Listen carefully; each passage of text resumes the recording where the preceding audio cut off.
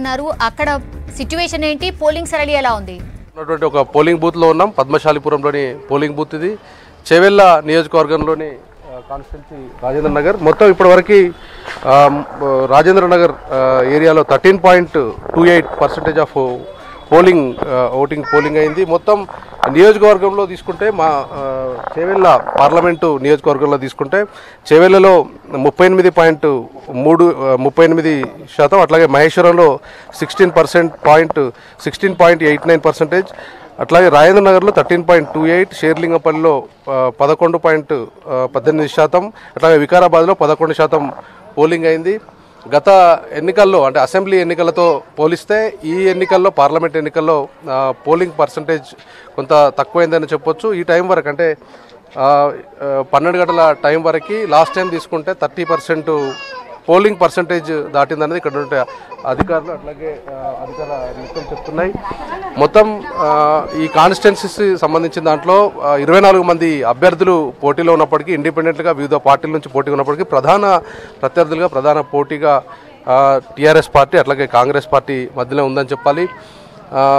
గతంలో ఉన్నటువంటి polling percentage కంటే ఈసారి పోలింగ్ పర్సంటేజ్ తగ్గుతుంది. ఇక కొంత ఇక్కడ ఉన్నటువంటి జనాలు కూడా పోలింగ్ స్టేషన్ల దగ్గర ఉన్నటువంటి ఏర్పాట్లపైన కూడా కొంత అసహనం వ్యక్తం చేస్తున్నారు. ఎందుకంటే వాటర్ ఒకటి మినహాయిస్తే వీళ్ళకి టెంట్స్ వేయడం కావచ్చు, మిగతా సంబంధించిన దాంట్లో ఎండలు ఎక్కువగా ఉండడంతో వాళ్ళకి కనీసం నిలబడడానికి చోట్లేదు. చెట్టు కింద ఉన్నటువంటి నీడలోనే నిలబడి ఓట్లేయాల్సిన పరిస్థితి ఉంది. ఉదయం నుంచి 7 గంటల నుంచి పోలింగ్ స్టార్ట్ అయింది. ఎప్పుడు చేస్తున్నారు సార్? 7 గంటలకి వెళ్ళి సార్, 7 గంటలకి వెళ్ళేస్తాం సార్. సార్ ఇక్కడ నేను 3 సంవత్సరాలు అవుతుంది. మంచిగానే ఉంది సార్, మంచిగానే ఉంది సార్. మేము అమలు చేస్తాం సార్. లీవ్ పెట్టినా సార్. సార్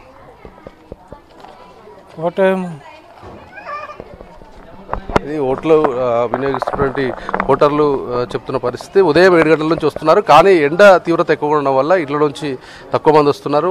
మహిళలకు ప్రత్యేక క్యూలు అట్లాగే జెంట్స్కు కూడా ప్రత్యేక క్యూలు నిర్వహించారు. ప్రజెంట్ మనతో రాజేంద్ర నగర్ ఏసీపీ అశోక్ చక్రవర్తి గారు. సార్ ఇప్పుడు ఇంతవరకు అయితే కొద్దిగా ఎండ పెరుగుతుంది కాబట్టి కొద్దిగా లైన్లు తగ్గున్నాయి. కొద్దిగా మార్నింగ్ కూడా 7 to 9 వరకు కూడా కొద్దిగా పోలింగ్లు అందరూ వచ్చారు. ఇప్పుడు జిహెచ్ఎంసీ వాళ్ళు కూడా ఎవరైతే ఫిజికల్ హ్యాండిక్యాప్ ఉంటారో వాళ్ళకు కూడా వాహనాలు ఏర్పాటు చేశారు. కొద్దిగా ఎండ కారణంగానే కొద్దిగా మాకు ప్రజలందరూ ఓటింగ్ రావడానికి తగ్గుతున్నట్టు కనిపిస్తుంది సార్. కొద్దిగా ఎండ తగ్గితే కూడా ప్రజలు మళ్ళీ ఓటింగ్కి రావచ్చు.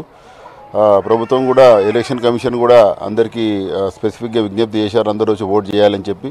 మేము కూడా ప్రజలకు కూడా మా కమిషనర్ గారు మేమందరం కూడా పాదయాత్రలు లాంటివి చేసి ఫ్లాగ్ మార్చ్ లాంటివి పెట్టుకుని ప్రజల్లో కాన్ఫిడెన్స్ పెంపొందించి అందరూ వచ్చి ఓటు వేయాలి నిర్భయంగా అని చెప్పి కూడా మేమందరం చెప్పడం జరిగింది సార్.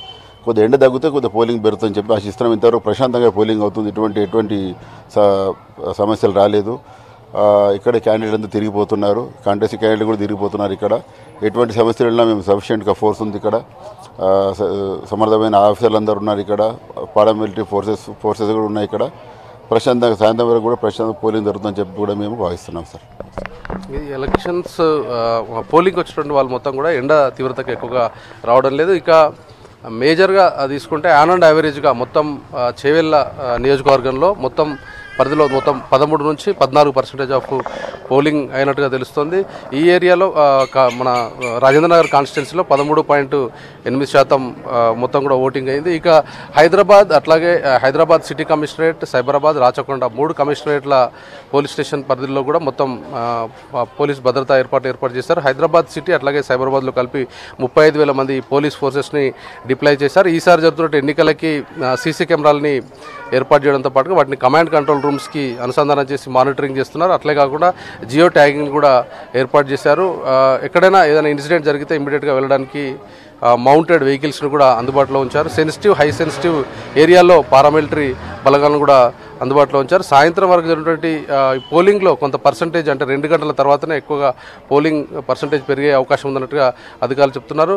మొత్తం ఓటు వినియోగించుకునేందుకు చిన్న పెద్ద తేడా లేకుండా మొత్తం ఇంటిల్లి పాది మొత్తం ఈసారి ఓటింగ్లో పాల్గొన్నటువంటి ఇష్యూ చూస్తున్నాం. అదే కాకుండా సిటీలో మనం మొత్తం రౌండప్ చేసినట్టు కానీ సిటీలో చూసినటువంటి కండిషన్స్లో హైదరాబాద్ సిటీలో ఎక్కువగా వాణిజ్య సదుపాయాలు అంటే ఈ షాప్స్ కావచ్చు, కమర్షియల్ ఎలిమెంట్స్ ఉన్నటువంటి షాప్స్ మొత్తం కూడా క్లోజ్ చేశారు. మొత్తం అందరూ సెలవు దినాలు హాలిడే ప్రకటించి మొత్తం కూడా అంతా కూడా ఓటు హక్కు వినియోగించుకుంటున్నటువంటి కండిషన్ కనిపిస్తుంది. Over to you.